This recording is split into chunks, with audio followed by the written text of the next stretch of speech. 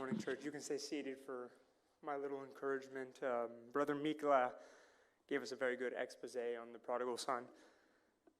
I wish to also give my 2 cents on the idea of Father's Day today. And I was inspired when I was reading through the book of Job. When reading through the book of Job, it starts like this. We're told there was a man in the land of Uz whose name was Job, and that man was blameless and upright, one who feared God and turned away from evil.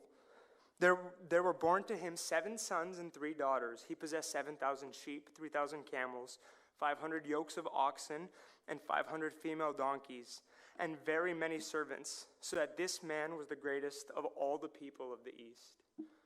And I read that, and I couldn't help but notice that this man was the greatest of all the people in the East, but that only describes him in one manner.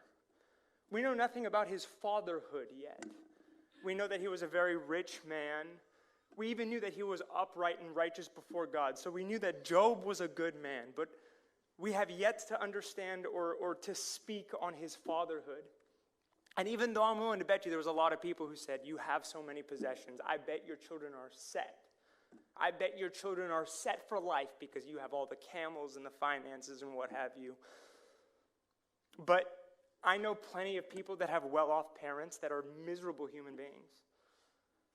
See, it wasn't the finances or the physical realities that other people saw that made Job a wonderful example of a father, something that all the fathers here in this church should live by and look up to. It's the following verses that tell us of his character as a father. In verse 4 and onward, it says, his sons used to go and hold a feast in the house. His sons used to go and hold a feast in the house of each one of his days. And they would send and invite their 3 sisters and eat and drink with them.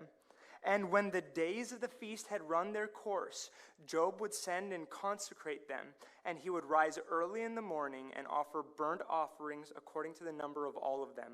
For Job said, it may be that my children have sinned and cursed God in their hearts. Thus Job did continually.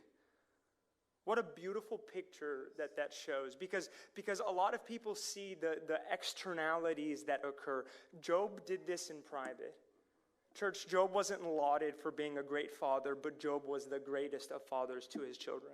Job wasn't recognized for being a great father to his children, but Job was a great father to his children. I want to encourage you fathers. I know that men in general, but fathers specifically, don't get the praise and adoration that are deserved to them for what they do for their families. But church, I want to let you know that we serve a God who does see that. Job was rewarded for what he did, not because his wife or his community saw what he did, but because he was righteous before the Lord, and he came before the Lord each and every day on his children's behalf because he was a good father. I want to encourage you, the fathers of Hope Church, to take after Job. The reality is you may not get your appreciation here on this earth. That is a reality of the life that we live. I'm hoping that your children do appreciate you, and I'm hoping all you fathers get a wonderful meal after service today. But the reality is, church, I hope that we walk in faithfulness, that we walk in Job's shoes. I say we, future Lord, I believe. We walk in Job's shoes, full well knowing that Job was faithful even when his family or his friends may not have seen it, because Job was a faithful father. God bless you, church. That's my 2 cents on the topic. Thank you for listening. God bless.